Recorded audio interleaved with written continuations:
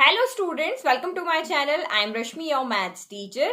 तो आज से हम स्टार्ट कर रहे हैं ईच चैप्टर के लिए वन शॉट वीडियो। तो वन शॉट वीडियो का क्या मतलब है कि एक ही वीडियो में हम पूरे चैप्टर को सॉल्व करने वाले हैं। तो यहाँ पे पहले हम बात करेंगे सिलेबस की कि इस चैप्टर में से कौन सा टॉपिक आपका हट चुका है। तो इस चैप्टर में से आपका यूक्लिड डिवीजन लेमा ये टॉपिक आपका हट चुका है। तो इस टॉपिक से रिलेटेड आपको क्वेश्चंस भी नहीं करने हैं और इसके रिलेटेड आपको थ्योरम्स भी नहीं पढ़नी। ये पूरा टॉपिक आपको यहाँ पे छोड़ देना है, बाकी सारे बचे हुए टॉपिक आपको इसमें सॉल्व करने हैं। तो ये वीडियो का क्या मोटिव है बनाने का, तो आपको एक तो पता चले कि इस चैप्टर में से किस तरह के क्वेश्चन आते हैं कि लास्ट 5 ईयर 10 ईयर से किस तरह के क्वेश्चन इस चैप्टर से पूछे जा रहे हैं और किस तरह के क्वेश्चंस आपके इस बार एग्जाम्स में आ सकते हैं। तो उसके बारे में भी हम बात करेंगे। तो अब जो आपका सिलेबस बचा है, आपका यहाँ पे जो भी आपका यहाँ पे इस चैप्टर का सिलेबस है, तो उसके अकॉर्डिंग अब आपके यहाँ पे टॉपिक्स बनेंगे कि किस तरह के क्वेश्चन एग्जाम में आ सकते हैं। फर्स्ट आपका एलसीएम एंड एचसीएफ से रिलेटेड आपको क्वेश्चंस पूछ सकते हैं। तो ये 1 मार्क का भी हो सकता है, 2 मार्क का भी हो सकता है। फिर आपको वर्ड प्रॉब्लम्स आ सकती है रिलेटेड एचसीएफ एंड एलसीएम, तो ये भी अभी हम डिस्कस करेंगे वर्ड प्रॉब्लम किस तरह से होगी। फिर आपका ये इंपॉर्टेंट फॉर्मूला, तो ये तो समझ लो कि हर साल ये वाला फॉर्मूला आपका रिपीट ही होता है कि आपको 2 नंबर का एचसीएफ दिया होगा, एलसीएम आपको फाइंड करना होगा, वो 2 नंबर दिए होंगे। तो इस फॉर्मूले से रिलेटेड आपका क्वेश्चन एग्जाम में आता ही आता है, एवरी ईयर आता है। फिर प्रूविंग नंबर इरेशनल्स, आपको नंबर प्रूव करके बताने हैं। जैसे ये आपका क्वेश्चन हो गया 2 + 3√5, इस तरह के नंबर्स आपको यहाँ पे इरेशनल प्रूव करके बताने, इस तरह के क्वेश्चंस हो जाएंगे। फिर telling the number is terminating और नॉन टर्मिनेटिंग, तो ये इस पर बेस्ड भी आपके क्वेश्चंस आ सकते हैं। और लास्ट आपका है फंडामेंटल थ्योरम ऑफ अरिथमेटिक। तो ये टॉपिक आप अपने बुक के आगे लिख लो जहां भी आप पढ़ाई कर रहे हो कि इन टॉपिक से रिलेटेड क्वेश्चंस आपके आ सकते हैं। फर्स्ट अब यहाँ पे देखिए वेटेज, तो इस चैप्टर का जो वेटेज है वो आपका 6 मार्क्स का है, यानी इस चैप्टर में से आपके 6 मार्क्स के क्वेश्चन आएंगे। तो 6 मार्क्स के अगर हम क्वेश्चन देखें तो इसमें चैप्टर में से 5 मार्क का आपका कोई क्वेश्चन नहीं बनता है। तो आपका यहाँ तो 1 मार्क्स का हो सकता है, 2 मार्क्स का हो सकता है और 3 मार्क्स का हो सकता है। अगर इस चैप्टर में से आपका एक केस बेस्ड क्वेश्चन दे दिया तो 4 मार्क्स यहीं पे हो गए, फिर बचे 2 मार्क्स आपके, तो वो आपके 2 मार्क्स में आ सकते हैं या 1 मार्क के 2 क्वेश्चन आ सकते हैं यहाँ पे। तो केस बेस्ड क्वेश्चन इसमें से तो बहुत रेयरली बनेगा, मतलब 99% चांस तो नहीं है। तो 3 क्वेश्चंस आपके यहाँ पे ये आ सकते हैं, एक 1 मार्क में आएगा, एक 2 मार्क में आएगा और एक 3 मार्क में आएगा। तो ये 6 मार्क्स आप इजीली वहां एग्जाम में ले सकते हो अगर आप इन टॉपिक से रिलेटेड क्वेश्चंस को पढ़ लो।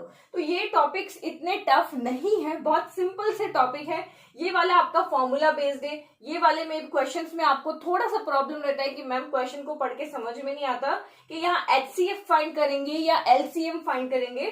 तो आप यहाँ पे देखो, आप वर्ड प्रॉब्लम को अच्छे से पढ़ो, ठीक है। मैं आपको 2 एग्जांपल अभी बताती हूँ। तो आपने उसको अच्छे से रीड किया। जब भी उस क्वेश्चन में आपको लगता है कि आने वाला आंसर जो है वो दिए हुए नंबर से कम है, जैसे मैं एक क्वेश्चन यहाँ पे बताती हूँ। जैसे in a seminar a number of participants in Hindi, English and mathematics are 60, 84 and 108। तो एक सेमिनार में जो भी पार्टिसिपेंट आ रहे हैं इंग्लिश, हिंदी, मैथ्स के लिए, वो 60, 84 और 108 है। Find the minimum number of rooms required, आपको यहाँ पे बताना है कि कितने नंबर रूम वहां पे चाहिए। तो आप यहाँ पे सोचो, जितने पार्टिसिपेंट है उससे नंबर आपको रूम कम ही चाहिए। तो जब भी दिए हुए नंबर से कम नंबर आपका आंसर में आ रहा है तो आपको वहां पे एचसीएफ फाइंड करना है। तो यहाँ पर भी आगे क्वेश्चन और भी है, बट ये मैंने आपको एग्जांपल दिया है। तो जब भी आपको क्वेश्चन को पढ़ के ऐसा लगे कि आंसर इन दिए हुए नंबर से स्मॉल है तो आप एचसीएफ वहां पे फाइंड कर लो। और अगर आपको लगे कि नहीं, यहाँ पे आंसर दिए हुए नंबर से बड़ा होना चाहिए, जैसा कि सर्कुलर पाथ वाले क्वेश्चन में है कि कोई भी एक सेम टाइम से आपका वॉक स्टार्ट करता है लेकिन सबका ड्यूरेशन अलग अलग है, कोई 24 सेकंड में कंप्लीट करता है, कोई 1 मिनट में कंप्लीट करता है, कोई 80 सेकंड में कंप्लीट करता है। तो वो तीनों आपस में वापस कब मिलेंगे, तो इसमें आपका टाइम हमेशा दिए हुए टाइम से ज्यादा होगा। तो क्यों ज्यादा होगा, क्योंकि देखो सेम लाइन से उन्होंने स्टार्ट किया, ये 1 मिनट में इतना ही चल सकता है, ये 1 मिनट में इतना ही, और ये 1 मिनट में इतना ही चल सकता है। तो जो टाइम है वो बैलेंस तो नहीं हो रहा है, दिए हुए टाइम से तो पहले तो ये कभी नहीं मिलेंगे, हमेशा ये राउंड लगाएंगे और जो दिए हुए टाइम है उनसे बड़े टाइम में ही मिलेंगे। तो वहां पे आपको क्या फाइंड करना है, एलसीएम फाइंड करना है। तो लॉजिक अगर माइंड में बिठा के आप क्वेश्चन सॉल्व करोगे तो आपका आंसर कभी भी रॉन्ग नहीं होगा, आप भूलोगे भी नहीं। अगर आपने लॉजिक बना लिए, जैसे वर्ड प्रॉब्लम के लिए ये लॉजिक आपके माइंड में है, तो आप कहीं से भी क्वेश्चन आ जाए आप उसको इजीली सॉल्व कर पाओगे। नाउ अब यहाँ पे इसमें इंट्रोडक्शन को देखते हैं, किस किस तरह के, यानी कि इन्हीं जो आपके टॉपिक्स है ना, इनको हम ब्रीफली समझते हैं। पहले इनका इंट्रोडक्शन देखते हैं और उसके बाद इससे रिलेटेड 1 मार्क 2 मार्क 3 मार्क के क्वेश्चन किस तरीके से एग्जाम में आते हैं। क्योंकि जो पार्ट आपका यहाँ पे हटा है ना, ये यूक्लिड डिवीजन लेमा, इससे रिलेटेड आपका 4 मार्क का क्वेश्चन एग्जाम में आता था, बट अब ये टॉपिक ही यहाँ से हट गया है, तो आपका 4 मार्क का क्वेश्चन तो अब यहाँ पे बनता ही नहीं है। तो ओनली 1 2 3, और ये अकेला यहाँ पे सिंगल चैप्टर है जिसका 6 मार्क्स का वेटेज है। बाकी आपका सारे 4-5 चैप्टर की पैरिंग करके उनके 20 मार्क्स का इस तरह से हो रहा है। ये अकेला जो आपका चैप्टर है वो 6 मार्क्स का है। तो इसको अगर आपने प्रिपेयर कर लिया सबसे इजी, तो 6 मार्क्स आपको इजीली मिल जाएंगे। नाउ हम सारे इस चैप्टर का इंट्रोडक्शन देखते हैं और उसके बाद उससे रिलेटेड 1 2 3 मार्क्स के क्वेश्चंस देखते हैं। तो सबसे पहले हम यहाँ देखते हैं फंडामेंटल थ्योरम ऑफ अरिथमेटिक और प्राइम नंबर और कंपोजिट नंबर्स क्या होते हैं। तो ये 1.2 एक्सरसाइज का इंट्रोडक्शन है। 1.1 आपके आएगा नहीं क्योंकि वो यूक्लिड डिवीजन लेमा है वहां पे। तो ये छोटी छोटी चीजें पढ़ना बहुत जरूरी है, क्योंकि ऑब्जेक्टिव पार्ट में आपके 1 मार्क के क्वेश्चन में कुछ भी आ सकता है। जैसे आपको ये कह दिया कि स्मॉलेस्ट प्राइम नंबर का और स्मॉलेस्ट 1 डिजिट का प्राइम नंबर और स्मॉलेस्ट 1 डिजिट का 2 डिजिट का प्राइम नंबर, उनका एचसीएफ और एलसीएम फाइंड करो। तो आपको ये पता होना चाहिए कि प्राइम नंबर कंपोजिट नंबर क्या होते हैं, क्योंकि इस तरह का क्वेश्चन भी आता है, अभी मैं आपको दिखाऊंगी।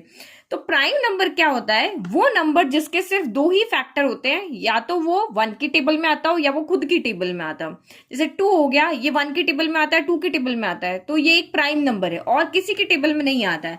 अगर आप 1 को देखोगे तो ये सिर्फ 1 की टेबल में आता है, तो ये प्राइम नंबर नहीं है, क्योंकि प्राइम नंबर होने के लिए वो 2 नंबर की टेबल में आना जरूरी है, या तो वो 1 का टेबल में आए या वो 2 या फिर वो खुद के टेबल में आए। जैसे 3 को अगर देखें तो ये 1 की टेबल में भी आता है और 3 की टेबल में आता है। 5 देखें तो 1 की टेबल में भी आता है, 5 की टेबल में भी आता है। तो इसके सिर्फ 2 ही फैक्टर्स होते हैं, या तो 1 होगा या वो खुद होगा। तो prime number is a number with exactly 2 factor, जिसके सिर्फ 2 ही फैक्टर होते हैं, या तो 1 हो या वो खुद हो, तो उसको हम प्राइम नंबर्स कहते हैं। और कंपोजिट नंबर क्या होते हैं, अगर किन्हीं नंबर के 2 से ज्यादा फैक्टर हो जाते हैं तो वो आपके कंपोजिट नंबर कहलाते हैं। जैसे 2 प्राइम हो गया, 3 प्राइम हो गया, 4 देखते हैं। 4 1 की टेबल में भी आता है, 2 की टेबल में भी आता है, 4 की टेबल में आता है। तो 2 से ज्यादा फैक्टर्स हो गए तो ये कंपोजिट नंबर है। फिर 5 आपका प्राइम हो गया। 6 देखो तो 1 की टेबल, 2 3 6 ये सब इसके फैक्टर हैं, इसलिए ये भी एक कंपोजिट नंबर हो गया। और अगर हम 1 की बात करें तो 1 न तो प्राइम है न ही आपका कंपोजिट है। 1 न तो प्राइम नंबर होता है ना कंपोजिट नंबर होता है, क्योंकि ये प्राइम नंबर की डेफिनेशन को भी नहीं फुलफिल करता और कंपोजिट नंबर की डेफिनेशन को भी फुलफिल नहीं करता है। तो ये लॉजिक आपके माइंड में क्लियर हो गया। तो इनसे रिलेटेड 1 मार्क का जो भी क्वेश्चन आएगा उसको आप इजीली अटेंड कर लोगे। नाउ अब फंडामेंटल थ्योरम ऑफ अरिथमेटिक। तो फंडामेंटल थ्योरम आपकी क्या होती है, every composite number can be expressed as a product of primes. तो इसमें कंपोजिट नंबर क्यों कह रहे हैं, क्योंकि प्राइम नंबर के तो हमें पता है 2 ही फैक्टर्स होते हैं, लेकिन कंपोजिट नंबर के 2 या 2 से ज्यादा फैक्टर्स होते हैं। ठीक है, तो कंपोजिट नंबर के लिए ही हम यहाँ पे क्या करते हैं, फैक्टर्स बनाते हैं। तो एवरी कंपोजिट नंबर, जितने भी कंपोजिट नंबर हैं उनके जब हम फैक्टर्स बनाते हैं तो वो प्राइम नंबर्स उनके फैक्टर्स में आते हैं। जैसे 4 का 2 इंटू 2 तो 2 प्राइम है। 6 में 2 इंटू 3 तो 2 और 3 दोनों प्राइम है। 8 में 2 इंटू 2 इंटू 2 तो 2 यहाँ पे सारे नंबर आपके प्राइम नंबर है। 20 में 2 इंटू 2 इंटू 5 हो गया, ये सारे आपके यहाँ पे क्या है, प्राइम नंबर्स हैं। तो किसी भी कंपोजिट नंबर को उसको आपके फैक्टर्स बना लो और फैक्टर्स आपके क्या होंगे, प्राइम नंबर्स होंगे। Every composite number can be expressed as a product of prime and this factorisation is unique. तो हम किसी भी कंपोजिट नंबर को फैक्टर्स बना रहे हैं और प्राइम नंबर्स के उनके फैक्टर्स में आ रहे हैं, और ये फैक्टर्स आपके यूनिक है। 6 के फैक्टर आप चाहे कितनी भी बार बना लो, 2 इंटू 3 या 3 इंटू 2 ही आएगा, यही 2 नंबर हमेशा इसके फैक्टर में आएंगे। तो ईच नंबर का जो प्राइम फैक्टर है वो हमेशा यूनिक होता है। 8 लोगे तो 2 इंटू 2 इंटू 2 ही आएगा, एवरी टाइम वही आएगा, इसीलिए आप यहाँ पे यूनिक का है। Apart from the order in which the prime factors occur. सिर्फ उनका ऑर्डर चेंज हो सकता है लेकिन नंबर्स कभी भी चेंज नहीं होंगे। तो ये थ्योरम जो है वो आपको वर्ड टू वर्ड याद होनी चाहिए, क्योंकि ये 1 मार्क के क्वेश्चन में आपके आ सकती है। टोटल 16 क्वेश्चंस आपके आ रहे हैं 1 मार्क के अंदर। तो ये थ्योरम एक ही थ्योरम है जिसका स्टेटमेंट आपको यहाँ पे याद रखना है। फिर आपका ये जो नंबर्स आएंगे ना, आपका टर्मिनेटिंग नॉन टर्मिनेटिंग, उनकी कंडीशंस आपको याद रखनी है। तो वो हम आगे देखते हैं। ये आपका इंट्रोडक्शन यहाँ हो गया। नाउ नेक्स्ट आप यहाँ देखो HCF और LCM क्या होता है। तो HCF is product of the smallest power of each common prime factors in the number. तो 2 नंबर दिए, उनका आपको HCF फाइंड करना, आप उनके फैक्टर्स बना लिए। तो दोनों के फैक्टर्स में जो कॉमन होगा वही आपका यहाँ पे क्या होगा, HCF होगा। ठीक है। फिर LCM आपका यहाँ पे क्या होगा, product of the greatest power of each prime factor involve in the number. तो आपको जहां पे कॉमन नहीं है, लेकिन जैसे 2 नंबर आपका इसमें भी है उसमें भी है, तो आपको हाईएस्ट पावर लेनी है। जो भी नंबर उन फैक्टर्स में आए हैं उनकी हाईएस्ट पावर को लेकर के मल्टीप्लाई करना। तो कोई एग्जाम्पल से समझते हैं। जैसे ये आपका 1.2 का क्वेश्चन नंबर 2 है कि 26 और 91 इनका आप यहाँ पे LCM और HCF फाइंड करो।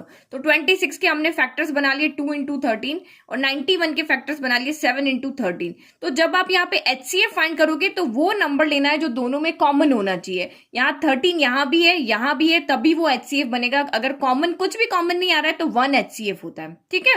तो यहाँ पे अगर 13 की पावर 2 होता और यहाँ 13 होता तो दोनों में से जो मिनिमम पावर है वो हम HCF में लेते हैं। लेकिन HCF में LCM में क्या होता है, LCM में ये 2 यहाँ पर है तो यहाँ पर भी जितने भी 2 होंगे उसकी मैक्सिमम पावर लेनी। तो 2 और कहीं नहीं है, अकेला है तो 2 हमने ले लिया। 7 यहाँ पर है, अकेला है, इसकी हाईएस्ट पावर यहाँ 1 ही है तो 7 हमने ले लिया। 13 दोनों जगह है तो दोनों मैक्सिमम पावर दोनों में से एक ही है तो ये हमने 13 ले लिया। अब देखो हाईएस्ट पावर जहां पर हो वहां देखते हैं। जैसे ये 510 और 92 हो गया। तो ये हमने फैक्टर्स बना लिए दोनों के। तो आप यहाँ पे देखो ये 92 के 2 पावर यहाँ पे क्या हो गया, 2 हो गया और ये 23 हो गया। यहाँ 2 into 3 into 5 into 7 हो गया। तो जब हम HCF की बात कर रहे हैं तो 2 यहाँ पर भी है, यहाँ पर है, या फिर हम इसको और इसको देखते हैं तो मिनिमम जो लेस पावर कौन सी है, 2 पावर 1 कॉमन यहाँ पे कम है, ये 2 पावर 2 है। तो जो कम पावर है वो हमें ले लेना है, जो कॉमन नंबर है वो हमें ले लेना है। और LCM जब आपको ले रहे हो तो ये 2 यहाँ भी है, 2 यहाँ भी है, इसमें मैक्सिमम पावर को लेना है। 3 यहाँ पर है, कहीं नहीं है लेकिन इसकी मैक्सिमम पावर 1 है, हमने ले लिया। 5 यहाँ पर है, पावर मैक्सिमम 1 है। यहाँ 17 मैक्सिमम पावर 1 है, 23 मैक्सिमम पावर 1 है, तो ये हमने ले लिया। ज्यादा पावर होगी तो हमें मैक्सिमम पावर को लेना है। तो ये हो गया। और इससे रिलेटेड आपका एक और क्वेश्चन आता है यहाँ पर। तो ये सबसे इंपॉर्टेंट क्वेश्चन है क्योंकि ये मोस्टली एग्जाम में रिपीट होता है। ये एवरी एग्जाम में लगभग आ ही जाता है, बहुत कम चांस होते हैं कि ये एग्जाम में नहीं आता। तो किन्हीं भी 2 नंबर्स हैं, एक नंबर आपका 306 है, दूसरा 675 है, इन दोनों नंबर का HCF 9 है। तो आप इसका LCM फाइंड करके बताओ। तो हमें यहाँ पे ये फॉर्मूला याद रखना है कि किन्हीं भी 2 नंबर का LCM को मल्टीप्लाई करो किन्हीं भी 2 नंबर के HCF से, तो वो उन 2 नंबर के प्रोडक्ट के इक्वल होता है। तो LCM ऑफ यहाँ पे लिख देते हैं AB into HCF of AB equal to product of 2 numbers यानी कि A इंटू B हो गया। तो A कौन है, ये 306A और ये B है। तो LCM into HCF equal to A into B ये हमारा फॉर्मूला होता है। तो ये 1 मार्क में भी आ जाता है, 2 मार्क में भी आ जाता है। तो आपको आंसर आपके मार्किंग के अकॉर्डिंग लिखना है। 1 मार्क का क्वेश्चन है तो सिंपल बस आप फॉर्मूला लगाओ, सॉल्व करके 4 लाइन में लिख दो। लेकिन अगर यही आंसर क्वेश्चन आपका 2 मार्क में आता है तो आप पूरा इस तरह से एक्सप्लेन करके ईच स्टेप को सॉल्व करके वहां पे लिखो ताकि मार्क्स कटने के चांसेस आपके ना रहे। तो LCM हमें फाइंड करना है। HCF आपको यहाँ 9 गिवन है, A इंटू B आपको यहाँ दिया हुआ है, फिर हमने यहाँ पे 9 रख दिया, A B की वैल्यू रख दिया। LCM हमें फाइंड करना है, 9 मल्टीप्लाई में इधर डिवाइड में आ गया, सॉल्व किया तो LCM हमारा ये आंसर आ गया। तो ये हमारा क्वेश्चन हो गया। ठीक है। अब नेक्स्ट हम देखते हैं यहाँ पे जो हमारा है टर्मिनेटिंग। पहले हम ये इररेशनल प्रूव करने वाले क्वेश्चंस देख लेते हैं। तो आप यहाँ पे देखो इस तरह के क्वेश्चन एग्जाम में रेयरली पूछे। अगर आप लास्ट 10 ईयर के पेपर को उठा के देखोगे ना तो 10 साल में से सिर्फ एक बार ये क्वेश्चन पूछा है, क्योंकि ये 9th क्लास का क्वेश्चन है, ये आपके 10th क्लास का क्वेश्चन नहीं है। तो ये 9th क्लास में बेसिकली आपको पूछा जाता है, 10th क्लास में बहुत रेयर 1% चांस भी नहीं होते हैं इसको पूछने के। बट आपको क्वेश्चन किस तरह से पूछे जाएंगे, इस तरह से आप यहाँ पे देखो। यानी कि ये वाले क्वेश्चन इस तरह पूछाएंगे कि प्रूव दैट 3 + 2√5 इज इर्रेशनल। इस तरह के क्वेश्चन आपको यहाँ पे आएंगे। तो आपको जो आपकी एक्सरसाइज है ना 1.3 और उसके रिलेटेड जो एग्जाम्पल्स है वो आपको सारे के सारे सॉल्व करके जाने। तो ये सेकंड क्वेश्चन है। फिर थर्ड क्वेश्चन अच्छे से उसको सॉल्व करो, चाहे एनसीईआरटी एग्जाम्पलर में से, आरडी में से, जहां से भी इस तरह के क्वेश्चन करवाए हैं उनको सॉल्व करो। तो आपका क्वेश्चन किस तरह से आएगा वो भी देखो आप। तो ये देखो, इस तरह से आपको क्वेश्चन पूछेंगे कि prove that 5 - √3 is irrational given that √3 is irrational. आपको यहां दिया हुआ है कि √3 इर्रेशनल है, तो आप प्रूव करके बताओ कि 5 - √3 भी इर्रेशनल होगा।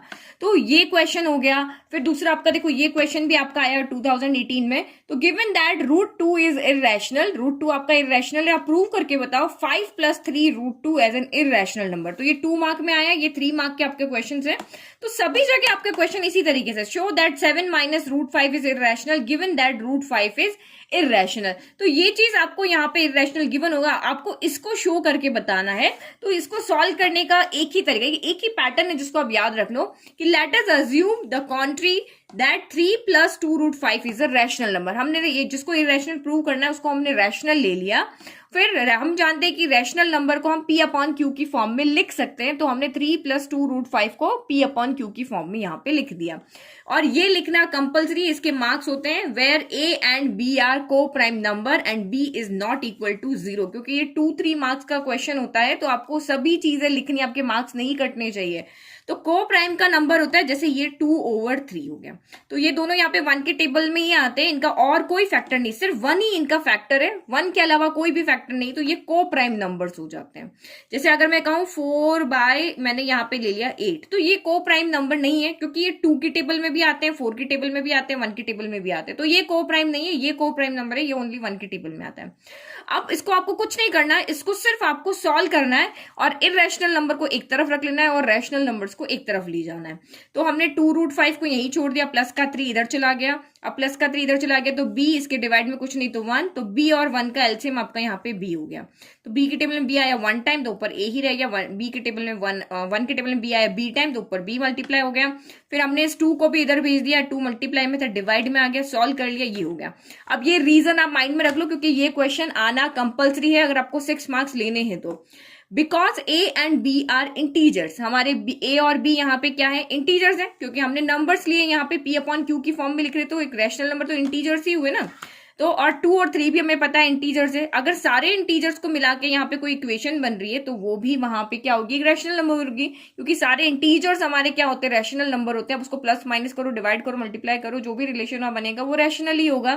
तो क्योंकि हमारा ये रैशनल आ रहा है तो इसके इक्वल में √5 है, तो ये भी रैशनल होना चाहिए।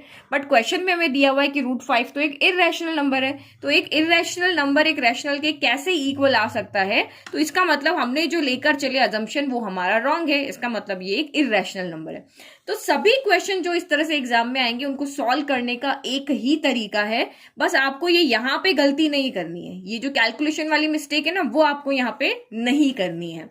तो नाउ लास्ट हम यहाँ देखते हैं टर्मिनेटिंग डेसिमल एक्सपांशन क्या होता है, नॉन टर्मिनेटिंग और रिपीटिंग डेसिमल एक्सपांशन क्या होता है। तो ये आपके कुछ क्वेश्चंस हैं, तो इनको देखने का सिर्फ एक ही तरीका है कि सबसे पहले आपको क्या करना है, क्वेश्चन को सॉल्व करना है। ये आपको एक रैशनल नंबर दिया हुआ है, तो आपको इसको पहले सॉल्व कर लेना है, यानी कि ऊपर से नीचे अगर कट हो रहा है, कैंसिल हो रहा है, तो उसको कट के और उसको पहले सॉल्व कर लेना है। जैसे यहाँ पे 15 है, ये 1600 है, तो ये आपके यहाँ पे क्या हो जाएंगे, सॉल्व हो जाएंगे। यहाँ पे 5 के टेबल से कैंसिल हो जाएंगे। तो हमेशा पहले जब भी कोई फ्रैक्शन आता है उसको आपको सॉल्व कर लेना है। फिर आपको यहाँ पे क्या करना है, न्यूमरेटर और डिनोमिनेटर के क्या करने, फैक्टर्स बनाने हैं। तो आपको पूरा यहाँ पे अगर आपको क्वेश्चन क्या आया कि टर्मिनेटिंग है या नॉन टर्मिनेटिंग डेसिमल एक्सपांशन है, आप इसको बताओ, तो आपको डिवाइड करके वहां पे नहीं देखना है, आपको सिर्फ डिनोमिनेटर के फैक्टर देखने हैं। सॉल्व कर लिया, न्यूमरेटर को हमें कुछ नहीं करना, न्यूमरेटर एज इट इज रहेगा। अगर डिनोमिनेटर के फैक्टर्स आपके इस तरह से आ रहे हैं 2 पावर m 5 पावर n, सिर्फ नीचे 2 ही नंबर आ रहे हैं 2 और 5, या 2 आ रहा है 5 आ रहा है या दोनों आ रहे हैं, तो दैट मीन्स वो टर्मिनेटिंग डेसिमल एक्सपांशन है। अगर इन दोनों के अलावा कोई भी एक एक्स्ट्रा नंबर यहाँ पे आ रहा है 3, 7, 8, जो भी नंबर यहाँ पे आ रहा है सॉल्व करने के बाद में, तो वो नॉन टर्मिनेटिंग डेसिमल एक्सपांशन होगा। तो ये इस तरह के भी आपके बहुत सारे क्वेश्चंस एग्जाम में यहाँ पे 1 मार्क में आ जाते हैं। अब हम देखते हैं यहाँ पे क्वेश्चंस किस किस तरह से आते हैं। तो पहले 1 मार्क के क्वेश्चन देखते हैं, उसके बाद 2 और फिर 3 के। तो मैंने आपको एनसीईआरटी एग्जाम्पलर बुक सॉल्व कराई है, तो उसके फर्स्ट पार्ट 1.1 जो एक्सरसाइज है वहां पर सारे वो ऑब्जेक्टिव क्वेश्चन 1.1 देख लेना, 1.2 देख लेना, तो आपके सिलेबस के अकॉर्डिंग देखना, यूक्लिड डिवीजन लेमा वाले क्वेश्चन आपको वहां पे नहीं देखने हैं, बाकी सारे क्वेश्चन आप वहां पे देख लेना, तो आपको समझ में आ जाएगा 1 और 2 मार्क्स के क्वेश्चन किस तरीके से आते हैं। तो फर्स्ट क्वेश्चन आएंगे आपके सिंपल आप एचसीएफ फाइंड करके बताओ, सिंपल आप एलसीएम फाइंड करके बताओ, और भी यहाँ पे देखो जैसे ये मेरे पास एक बुक है उसमें से मैं बताती हूँ क्वेश्चन। तो ये क्वेश्चंस भी बहुत बार रिपीट होता है कि two positive integers a and b written as a equal to ये है और b इक्वल टू ये है are prime numbers, find LCM of A B. तो इनके आप एलसीएम फाइंड करके बताओ। तो यहाँ डायरेक्ट आंसर दिया हो, आपको डायरेक्ट नहीं करना है, आपको वहां पे a उसको इक्वल a लिखना है, फिर b लिखना है, फिर एलसीएम ऑफ करके इस तरह से उसको सॉल्व करके लिखना है। फिर वही यहाँ पे देखो एचसीएफ ऑफ 2 नंबर आपको दिया हुआ है और आपको एलसीएम फाइंड करना है, ये मैंने आपको अभी एक्सप्लेन करके बताया था। तो 1 मार्क में आता है तो इतना ही आंसर इनफ है, लेकिन यही क्वेश्चन जब 2 मार्क में आता है तो आपको प्रॉपर इसको सॉल्व करके बताना है। ये देखो यहाँ पे डिटेल सॉल्यूशन जो दिया हुआ ना, इस तरह से आपको ये सॉल्व करना है अगर आपका 2 मार्क का क्वेश्चन आता है। ये 1 मार्क में ओनली इतना ही लिखना है। फिर आप यहाँ देखो ये क्वेश्चन भी बहुत बार रिपीट होता है, what is the HCF of smallest prime number and the smallest composite number. तो ये 1 डिजिट में भी हो सकता है, या आपका 2 डिजिट का स्मॉलेस्ट बता दो, तो ये क्वेश्चन चेंज हो जाता है। बट इस तरह का क्वेश्चन आपको आता है तो आपको प्राइम नंबर और कंपोजिट नंबर की डेफिनेशन पता होनी चाहिए। तो स्मॉलेस्ट प्राइम नंबर अभी मैंने आपको बताया 2 होता है, स्मॉलेस्ट कंपोजिट नंबर आपका 4 होता है। तो इसका एलसीएम और एचसीएफ फाइंड करना, तो एचसीएफ क्या हो जाएगा 2 ही रहेगा, फैक्टर्स बनाओगे तो 2 into 1 हो जाएगा, 4 का क्या होगा 2 into 2 हो जाएगा। तो यहाँ 2 की पावर 2 है, यहाँ 2 की पावर 1 है, तो एचसीएफ तो जो लेस पावर होती है कॉमन होगा और जो लेस पावर होगी तो 2 हो गया। और एलसीएम आपको अगर फाइंड करना है तो यहाँ पे क्या हो जाएगा 2 की मैक्सिमम पावर 2 है तो 2 2 4 यहाँ पे आपका हो जाएगा LCM. Now explain why it is a composite number. अभी आपको बताया था कंपोजिट नंबर क्या होता है, जिसके 2 से ज्यादा फैक्टर्स होते हैं वो कंपोजिट नंबर होता है।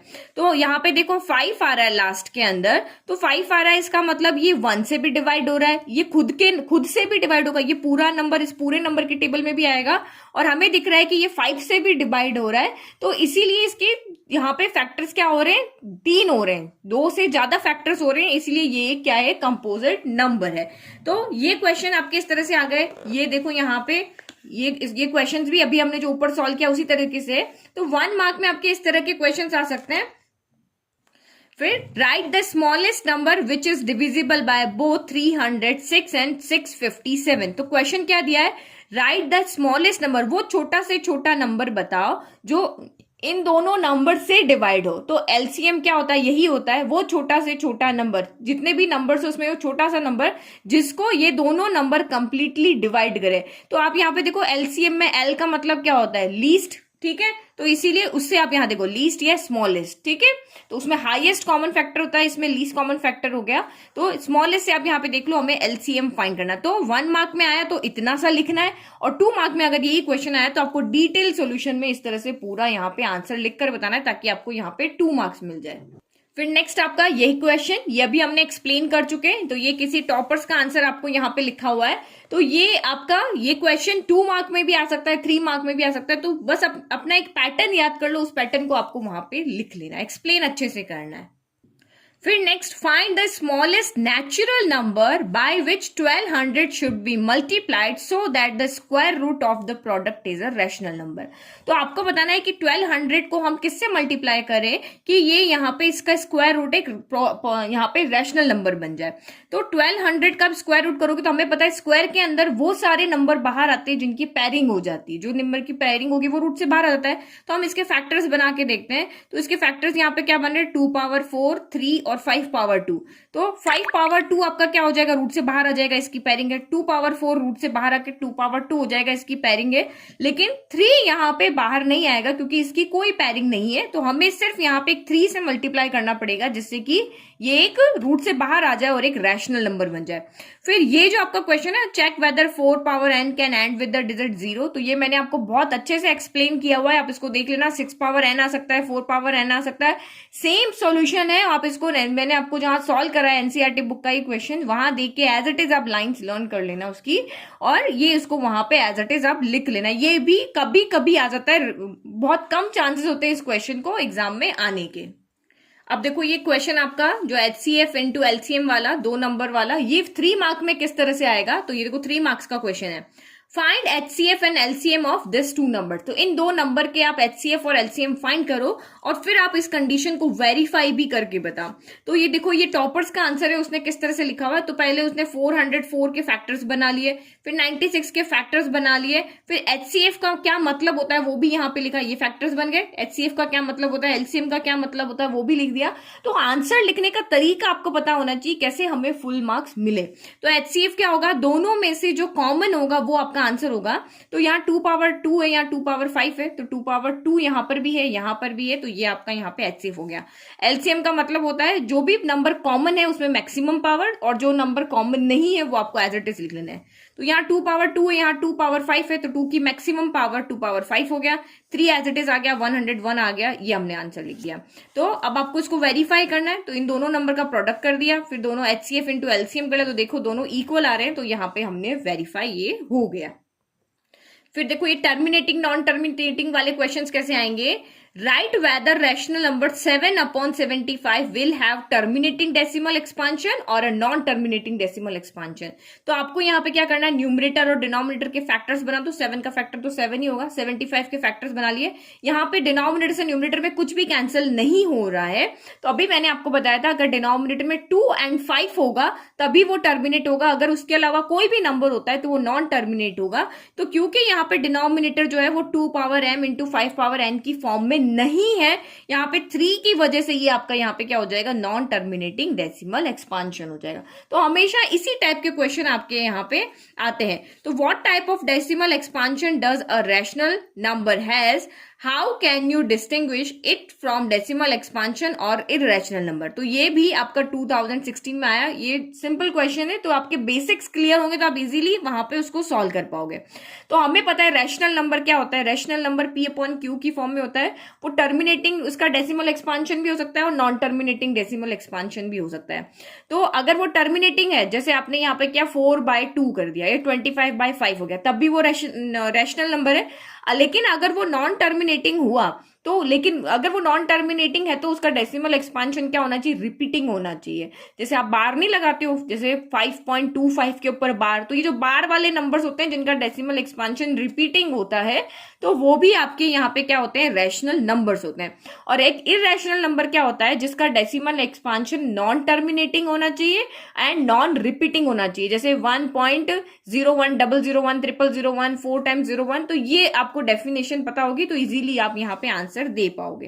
तो फिर आपको यही कंडीशंस भी पूछ सकते हैं कि डेसिमल एक्सपांशन की क्या कंडीशन है, या आपका जो डिनोमिनेटर है वो टर्मिनेट कैसे होता है, नॉन टर्मिनेट कैसे होता है। तो जब डिनोमिनेटर में सिर्फ 2 पावर m और 5 पावर n होता है तो वहां पर आपका डेसिमल एक्सपांशन उसका टर्मिनेट हो जाएगा, अदरवाइज वो नॉन टर्मिनेट ही रहेगा। तो ये बहुत सारे क्वेश्चन है जो आपके एग्जाम में पूछे हुए हैं कि find the smallest positive rational number by which 1/7 should be multiply so that it's decimal expansion terminate after 2 places of decimal. तो आपको कहा है कि 1/7 है, 1/7 को आप किससे मल्टीप्लाई करोगे कि 2 नंबर डेसिमल के बाद 2 नंबर तक आपको डेसिमल एक्सपांशन मिल जाए।